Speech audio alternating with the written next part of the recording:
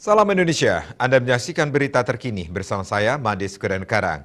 Pemirsa, tim Justisi Kota Denpasar kembali menjaring 22 orang pelanggar protokol kesehatan atau prokes saat melakukan penertiban di Jalan Buana Raya, Kelurahan Padang Sambian, Denpasar.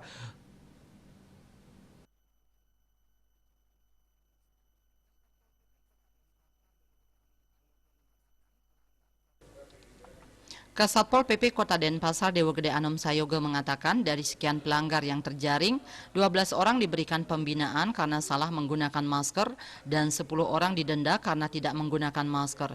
Selain itu, pelanggar juga diberikan sanksi fisik berupa push up di tempat. Dari sekian pelanggar yang terjaring, sebagian mengaku lupa menggunakan masker dan jarak tempuh dekat dari rumahnya.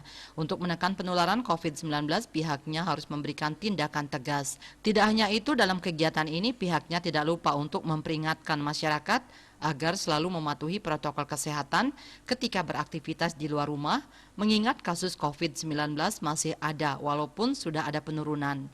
Dengan mematuhi protokol kesehatan, diharapkan penularan COVID-19 dapat ditekan dan Kota Denpasar menjadi zona hijau dan perekonomian segera pulih.